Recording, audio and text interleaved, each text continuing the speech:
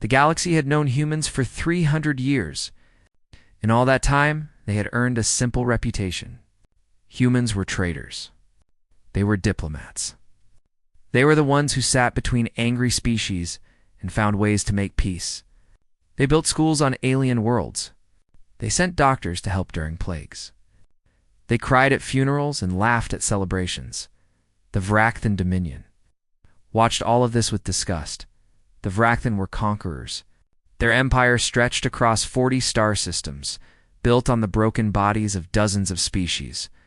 They respected only strength. They understood only power. And when they looked at humanity, they saw weakness wrapped in soft skin. They negotiate instead of conquer, the Vrakthan High Commander said to his war council. They show mercy to enemies. They weep when their people die.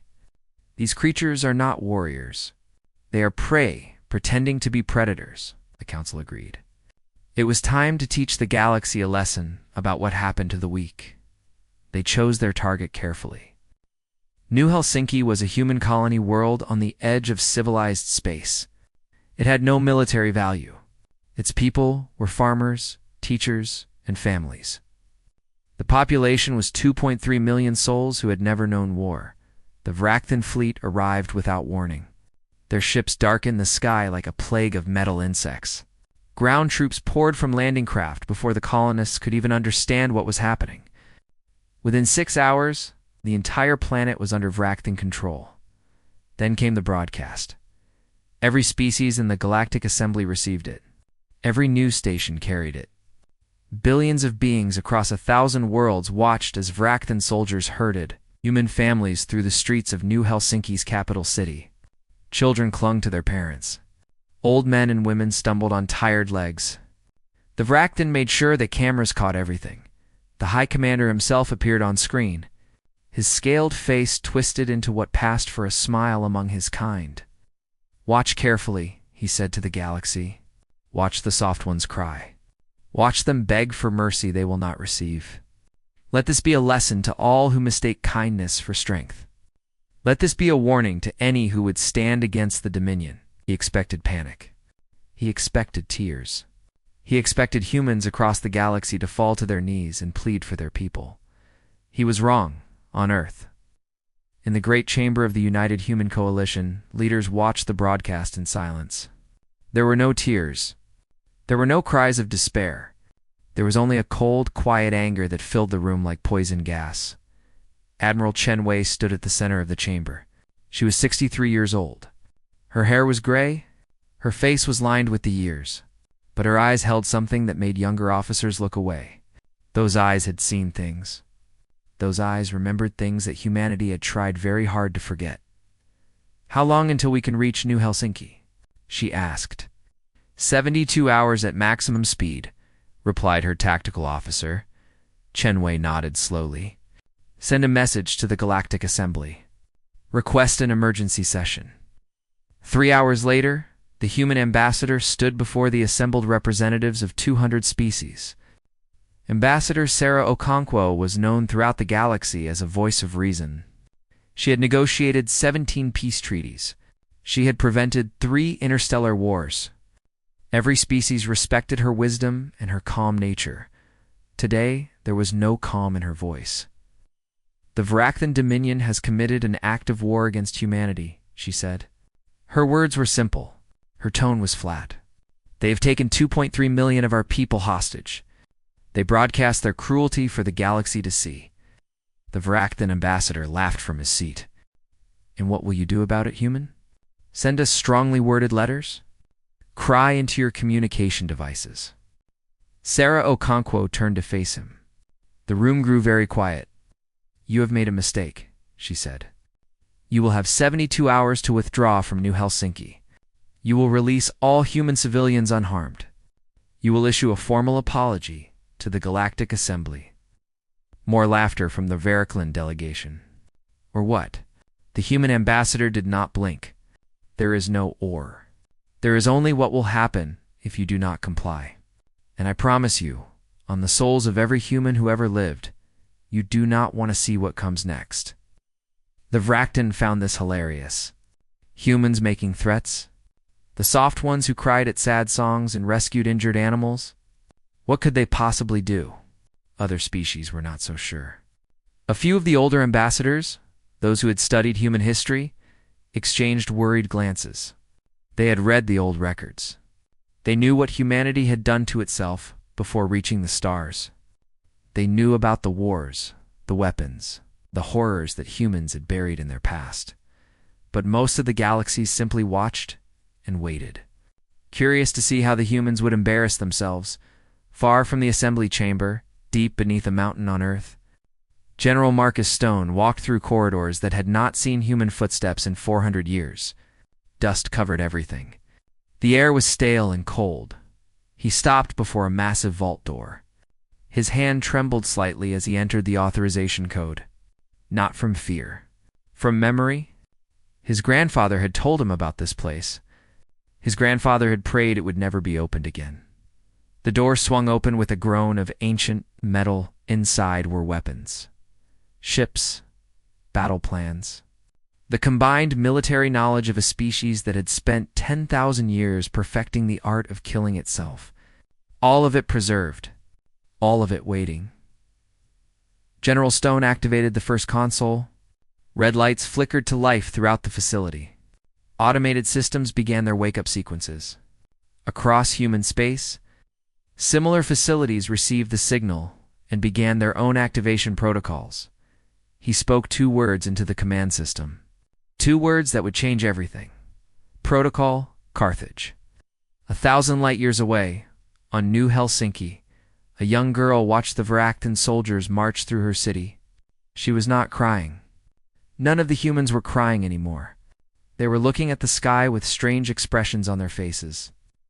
A Varakthon guard noticed and felt something he had never felt before. It took him a moment to recognize it. It was fear. The humans were not looking at the sky with despair. They were looking at the sky with anticipation, like they were waiting for something, like they knew something the Varaktan did not.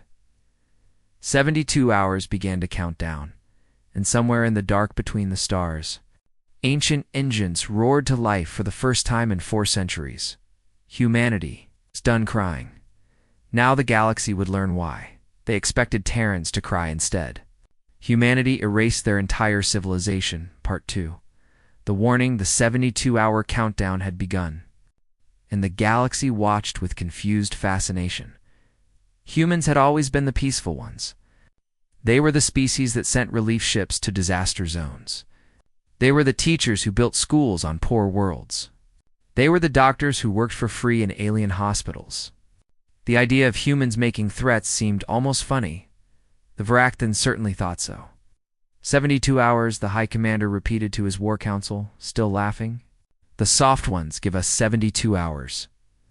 What will they do when the time runs out? Cry harder? His generals laughed with him.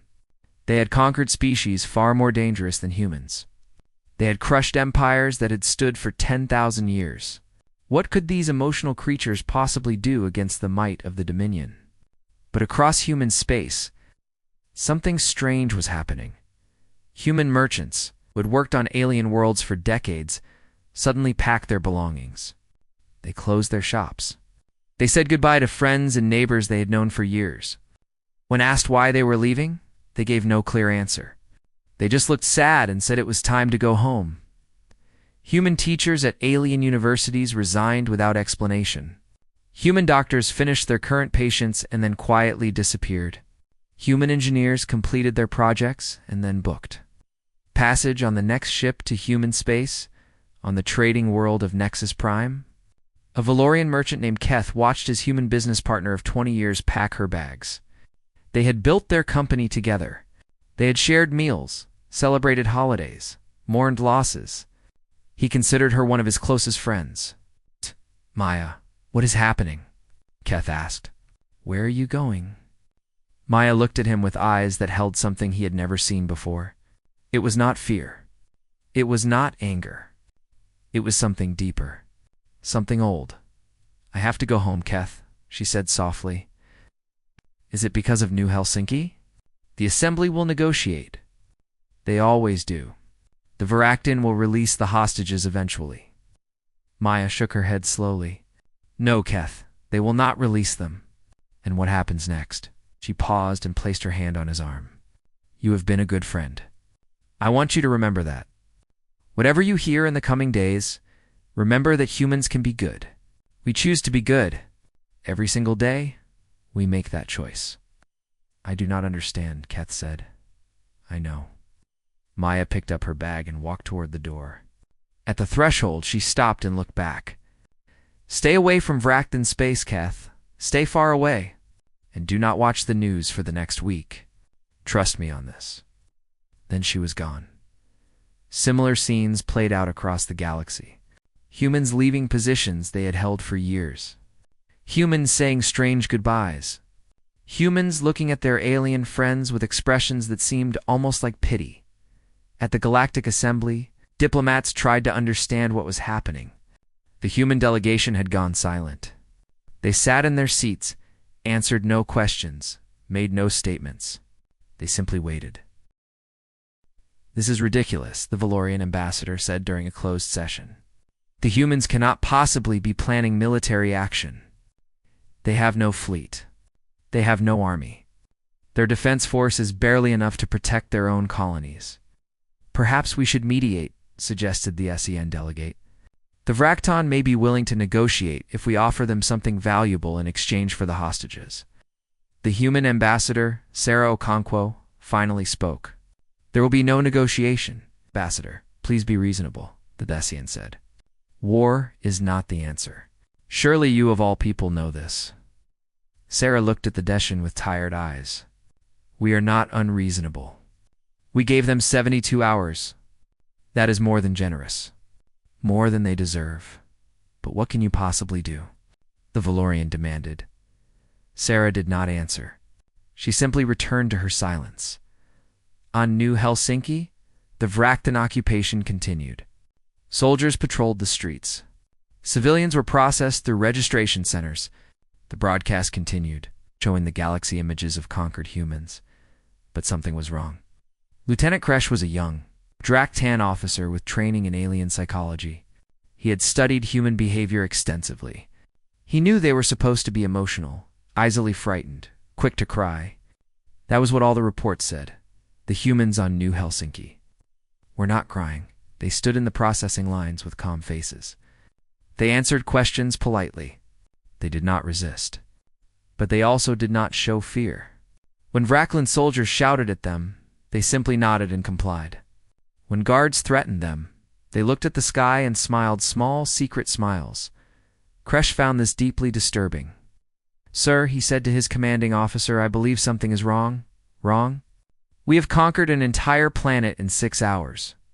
Nothing is wrong. The humans are not behaving correctly, Kresh insisted. They should be terrified. They should be begging for mercy.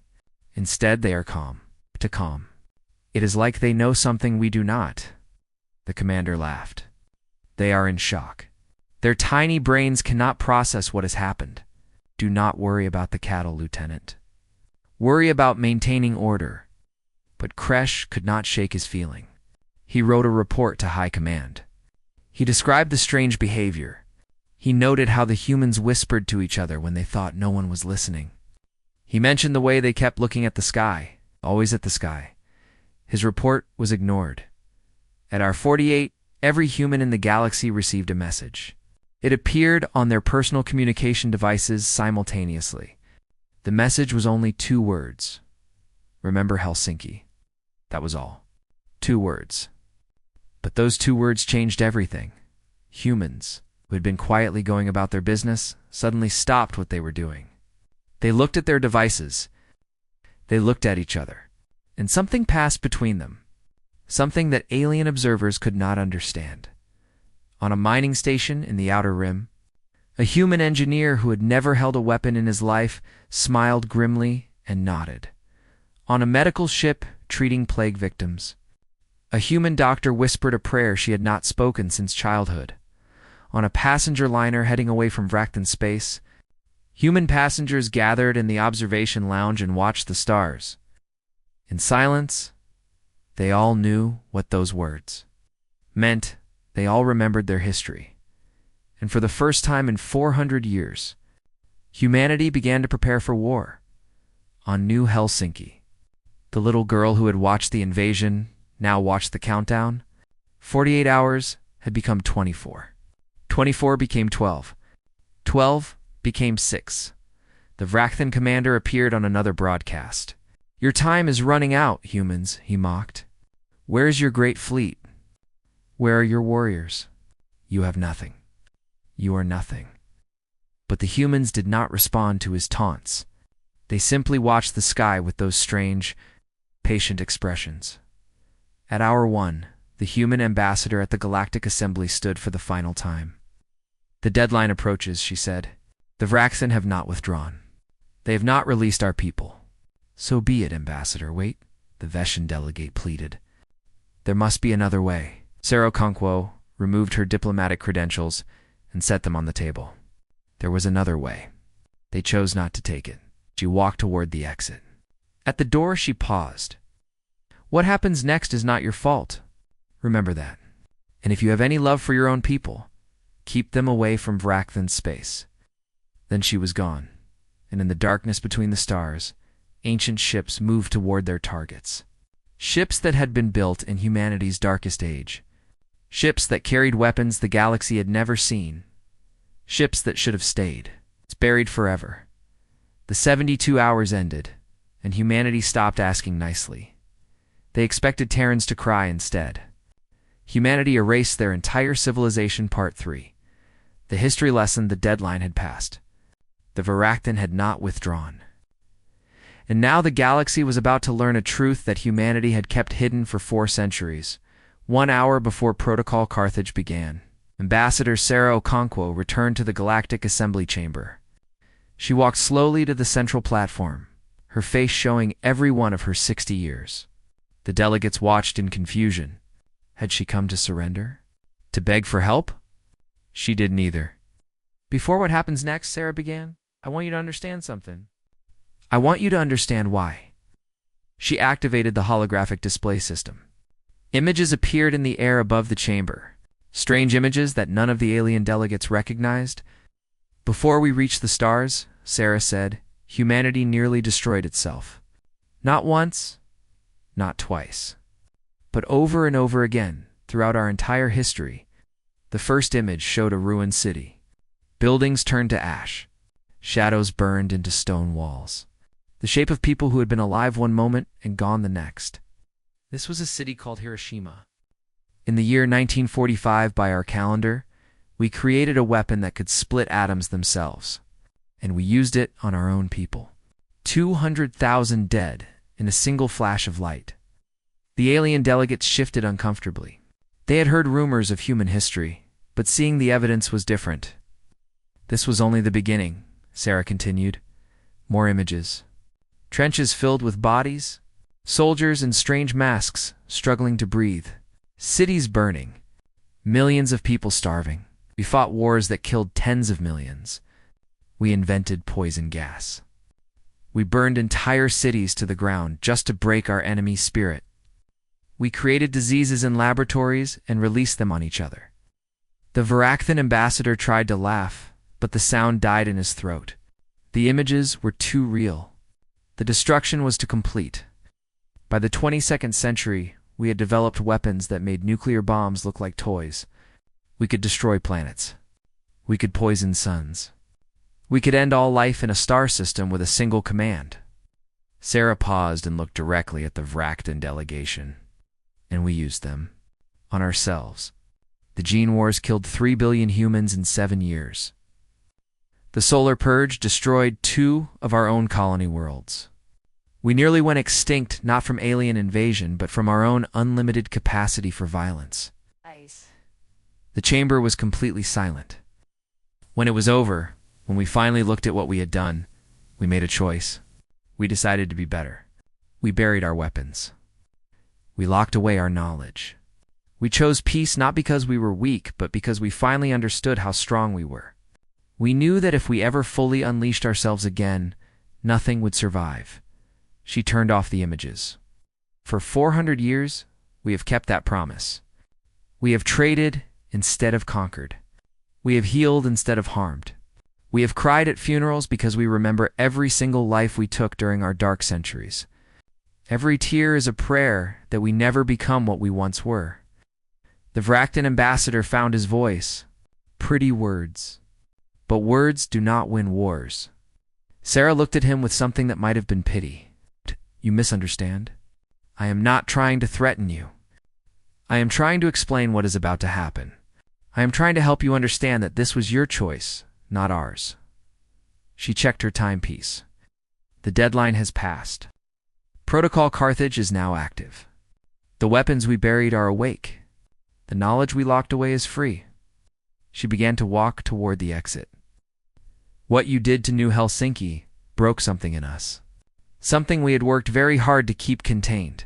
And now, for the first time in 4 centuries, humanity goes to war. You have no fleet, the Vraktan sneered. You have no army. Sarah stopped at the door and looked back. We have no fleet that you know about. We have no army that you have seen, she smiled, and it was the saddest smile any of the delegates had ever witnessed. We learned long ago that the best way to keep the peace was to let everyone believe we could not fight. We let you think we were soft. We let you think we were weak. She opened the door. You should have let us keep pretending. She left. And for a long moment, no one in the chamber spoke. Then the reports began. First, every Vraktan communication system went dark. Not just military channels. Everything. Civilian networks. Emergency broadcasts. Personal devices. Across an empire spanning 40 star systems, the Vraktan suddenly could not talk to each other. The Vraktan ambassador tried to contact his homeworld. Nothing. He tried emergency. protocols. Nothing. He tried backup systems that only the highest officials knew about. Nothing. What is happening? He demanded. What are they doing? No one could answer. On Vraktan military bases throughout the Empire, strange things began to occur. Computers displayed images from human history. The same images Sarah had shown the assembly, but there were more now. Worse images. Images that the assembly had been spared. Vraktan soldiers watched in horror as they saw what humans had done to each other. They saw torture that made their own methods look gentle. They saw destruction that made their conquests look like minor disagreements. They saw weapons that should not exist, and then they heard the voices. The psychological warfare systems that humanity had developed during the Gene Wars were designed to break enemy morale completely. They worked by accessing communication systems and broadcasting on frequencies that bypassed conscious thought. They planted ideas. They created fear. They turned brave soldiers into terrified children. Across the Vraktan Empire, hardened warriors began to scream. On New Helsinki. The occupation force noticed the silence first. Their communication devices stopped working. Their commanders stopped giving orders. They were alone on a hostile world with millions of humans who had suddenly stopped looking at the sky. Now the humans were looking at them. Lieutenant. Kresh felt his blood run cold. The humans were not running. They were not hiding. They were walking toward the Vraktan positions with those same calm expressions they had worn since the invasion began. Open fire, the local commander ordered. The soldiers raised their weapons. They pulled the triggers. Nothing happened. The humans had done something to their weapons. Something that should have been impossible. Every Vraktan rifle. Every vehicle. Every piece of military equipment simply stopped functioning. And still, the humans walked forward. What do we do? A young soldier asked, his voice shaking. No one answered. Because for the first time in Vraktan history, no one knew. In orbit above New Helsinki, the first human ships appeared. They were not like any vessels the galaxy had ever seen. They were dark. They were angular. They looked wrong somehow, like they had been designed by minds that had no love for beauty or grace. These ships had one purpose: destruction. The Vraktan fleet guarding the planet opened fire. Their weapons hit the human ships directly. The shields did not even flicker, and then the human ships fired back. The Vrakthon fleet ceased to exist, not destroyed, not damaged. Ceased to exist? One moment there were 30 warships. The next moment, there was nothing but expanding clouds of atoms. Where those ships had been, the battle lasted for seconds, and across the galaxy, species that had dismissed humans as soft and weak began to understand the terrible truth. Humanity had never been weak. Humanity had been sleeping, and now it was awake. They expected Terrans to cry instead. Humanity erased their entire civilization. Part 4. The Unleashing Protocol Carthage was not a battle plan. It was not a military strategy. It was something far worse. It was the accumulated knowledge of a species that had spent 10,000 years learning how to destroy itself. And now that knowledge was being used on someone else. The liberation of New Helsinki took 6 hours, not 6 days, not 6 weeks, 6 hours. Human special forces landed on the planet's surface and moved through, racked in positions like ghosts through walls. These were not the gentle teachers and kind doctors that the galaxy knew. These were the descendants of warriors who had survived the gene wars. They carried weapons that disrupted neural pathways. They wore armor that bent light around them, making them invisible. They communicated through implants that let them think as one mind. The Vraktan soldiers never stood a chance. Some died without ever seeing their attackers. Their hearts simply stopped, overwhelmed by fear signals broadcast directly into their brains. Others threw down their useless weapons and surrendered, begging for mercy. A few tried to fight back with bare hands and improvised clubs. They lasted seconds. By the end of the 6th hour, every Vraktan soldier on New Helsinki was either dead or in custody. The human colonists were free. Medical teams moved through the population, treating injuries and providing care. But the rescue was only the beginning. On the Vraktan homeworld of Vrathka Prime, High Commander Korthax watched the reports with growing disbelief. His fleet was gone. His communications were dead. His soldiers on New Helsinki had been neutralized by a force they could not even see. "This is impossible," he growled. "The humans have no military capability. All our intelligence said so." "Perhaps our intelligence was wrong," suggested one of his advisors carefully. "Wrong? We have spies throughout human space. We have been watching them for 3 centuries. Perhaps they wanted us to watch. Perhaps they let us see only what they wanted us to see." Korthax slammed his fist on the table. "Prepare the home fleet. If the humans want war, we will give them war. We have 5,000 ships. We have 20 million soldiers. Let them try to stand against the full might of the Dominion." But even as he gave the orders, strange things began to happen on Vrathka Prime. The broadcasts started first. Every screen, every device, every public display suddenly showed images of human history. But these were not the edited versions that Sarah Okonkwo had shown the assembly. These were complete. They showed everything. Every war, every massacre, every invention designed solely to cause pain and death. Vraktan citizens watched in horror as humans burned each other alive. They saw experiments that made no sense except as exercises in cruelty. They saw weapons that could destroy. Worlds being tested on human colonies by other humans. Then came the audio. The psychological warfare systems began, broadcasting on frequencies that only the Vraktan could hear.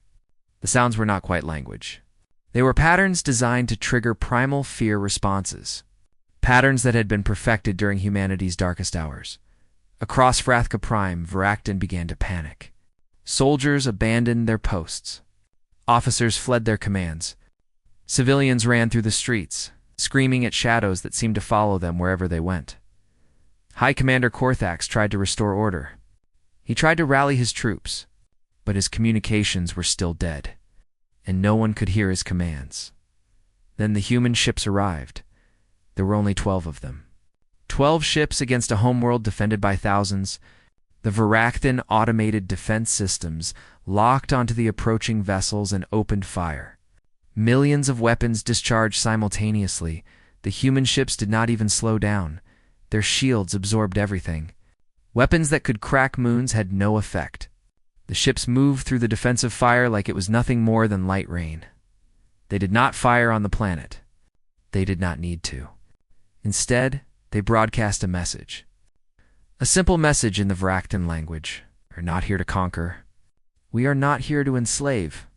We are here to ensure that what you did to New Helsinki can never happen again. This will hurt, but you will survive. You will learn, and you will remember. And the real operation began.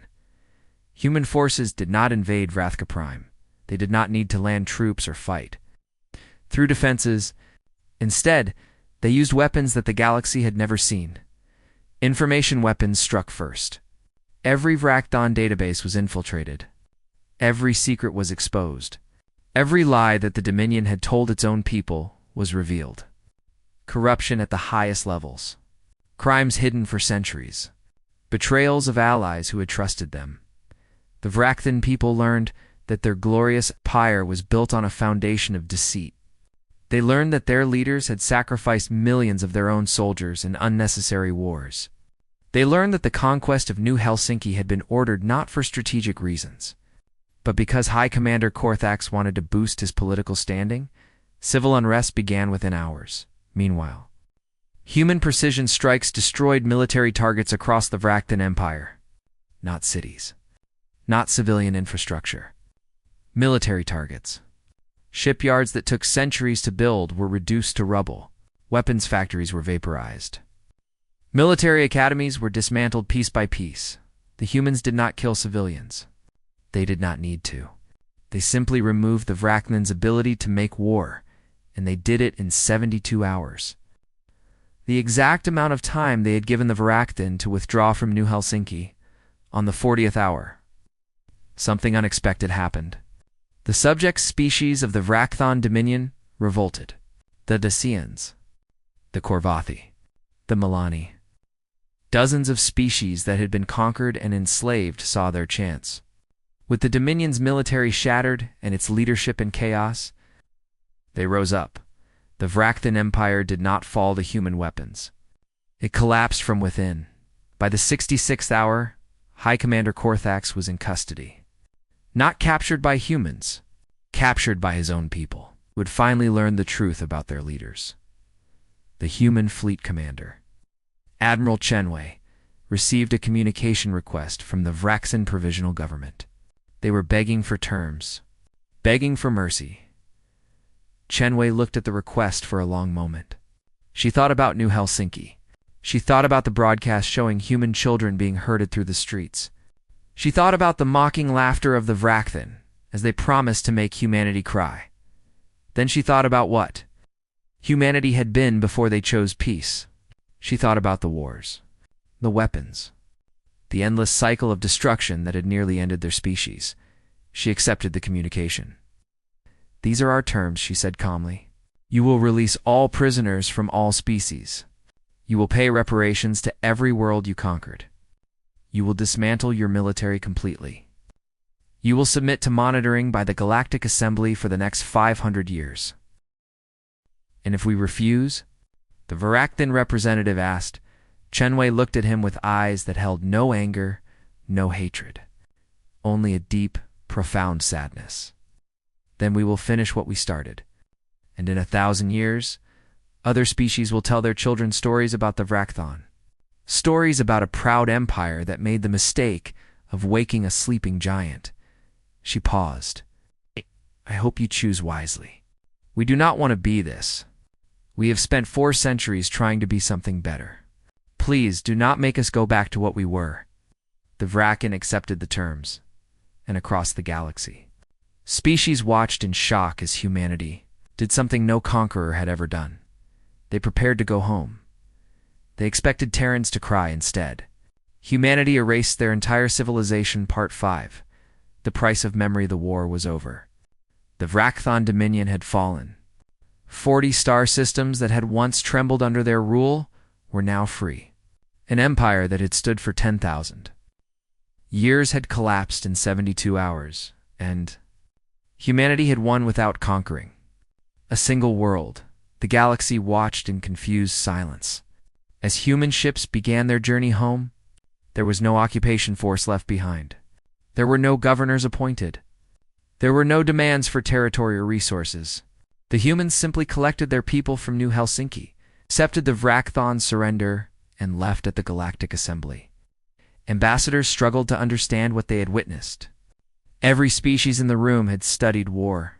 They knew how it worked. The victor took the spoils. The strong ruled the weak. That was the way of things since before recorded history. But humanity did not take anything. "I do not understand," the Valorian ambassador said during an emergency session. "The humans could rule the galaxy now. Everyone saw what they did to the Varakthan. No species could stand against them. Why do they not press their advantage?" No one had an answer. Ambassador Sarah Okonkwo returned to the assembly 3 days after the war ended. She looked exhausted. Her movements were slow. She seemed to have aged 10 years in the past week, but she came to speak, and the entire galaxy listened. "I know you have questions," she began. "I know you are confused. I know many of you are afraid, and I understand why. We showed you something terrible. We showed you what we are capable of, and now you wonder if you are safe." She paused and looked around the chamber. "Let me tell you about the cost of what we did." She activated the holographic display. Numbers appeared in the air. Protocol Carthage required the activation of 12 ships from our deep reserve fleet. Those ships have now been decommissioned and will be destroyed. The weapons they carried have been dismantled.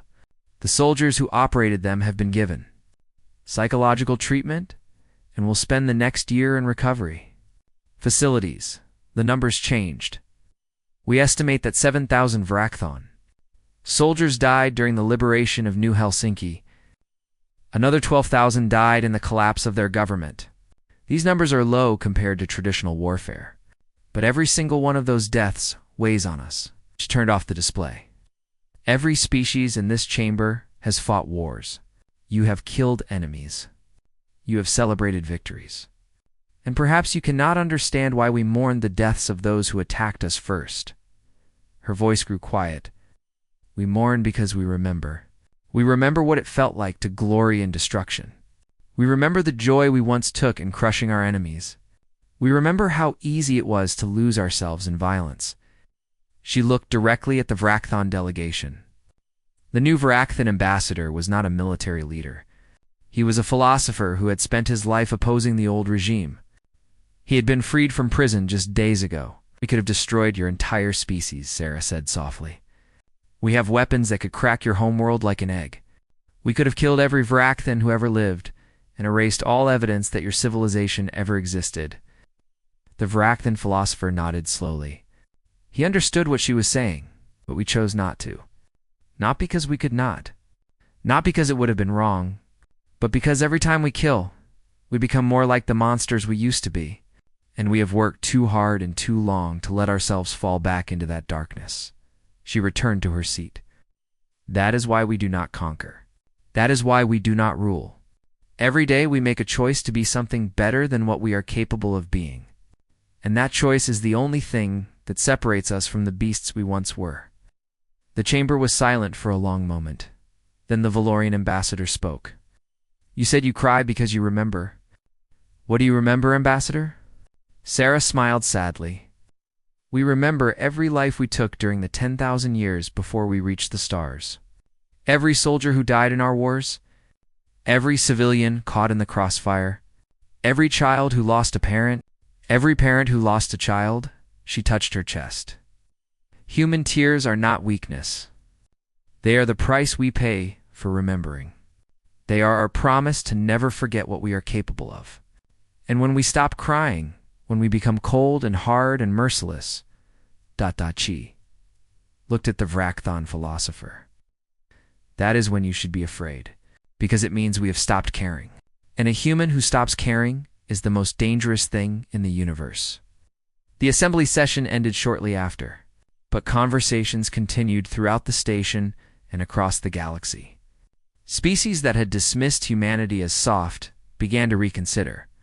Species that had thought of humans as weak started to understand humanity was not weak.